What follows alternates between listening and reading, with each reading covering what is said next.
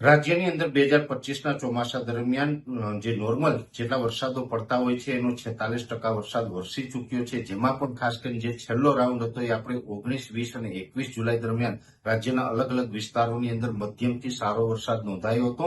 જે 22 તારીખથી જે વરસાદો જોવા મળી રહ્યા છે એમાં એકદમ છૂટાછવાયા ઝાપટા નોંધાઈ રહ્યા છે, કેમ કે હાલમાં જે આપણે એક 700 એચપીએ લેવલે ભેજનું પ્રમાણ જોવા મળી રહ્યું છે, એટલે આ ભેજને કારણે ઝાપટાઓ નોંધાઈ રહ્યા છે. અત્યારે રાજ્યની અંદર કોઈ જગ્યાએ સારા વરસાદોની એક્ટિવિટી જોવા નથી મળતી, પણ હવે આવનારા દિવસમાં વરસાદનો વધુ એક નવો રાઉન્ડ આવે તેવી શક્યતાઓ છે, કારણ કે અત્યારે બંગાળની ખાડીની અંદર ફરીથી વરસાદી સિસ્ટમ છે એ બની છે, અને એ વરસાદી સિસ્ટમ છે એ લગભગ હવે 24 થી 36 કલાકની અંદર મજબૂત થઈ અને પશ્ચિમ દિશા તરફ ગતિ કરે તેવું અત્યારે એક અનુમાન છે. અને આ સિસ્ટમ જો પશ્ચિમ દિશા તરફ જે ગતિ કરશે, એટલે કે આના ટ્રેકમાં જો અત્યારે જે બતાવી રહ્યા છે ટ્રેકમાં કોઈ જ પ્રકારનો ફેરફાર ન થાય તો આ સિસ્ટમ છે એ 27 જુલાઈથી લઈ અને 31 જુલાઈ દરમિયાન ગુજરાતની અંદર સારા એવા વરસાદના રૂપમાં અસર કરે તેવું એક અનુમાન છે. અને આ સિસ્ટમ છે એમાં જો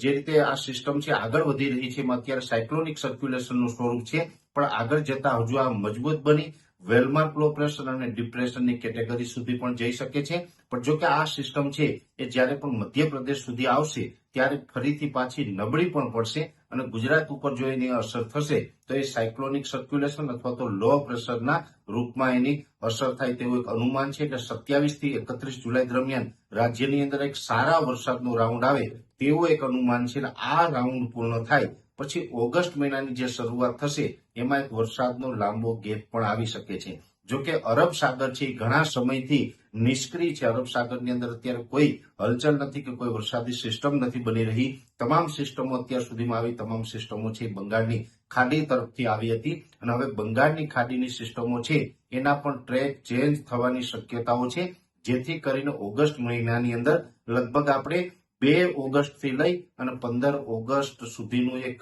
વચ્ચે વરસાદનો વિરામ જોવા મળે તેવી પણ શક્યતાઓ છે. જો કે છતાં પણ આપણે એક આશા એ છે, કેમ કે એ બંગાળની ખાડી છે એ ઓગસ્ટ મહિનાના શરૂઆતના દિવસોમાં નિષ્ક્રિય થશે તો જ આપણે અરબ સાગર છે એ સક્રિય થાય, અને અરબ સાગર સક્રિય થશે તો 15 ઓગસ્ટ પછી જેવી રીતે અત્યારે એક પછી એક વરસાદી સિસ્ટમ બંગાળની ખાડીની અંદર બની રહી છે, એવી જ રીતે 15 ઓગસ્ટ પછી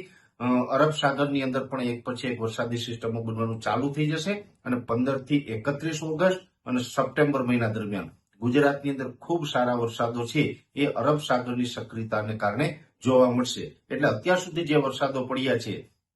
જેમાં જૂન અને જુલાઈ આ બંને મહિના દરમિયાન જે વરસાદો પડ્યા છે એના કરતા 15 ઓગસ્ટથી લઈને 30 સપ્ટેમ્બર દરમિયાન ખૂબ સારા વરસાદો જોવા મળે તેવું પણ એક અનુમાન છે, જેની દરેક મિત્રોએ નોંધ લેવાની છે.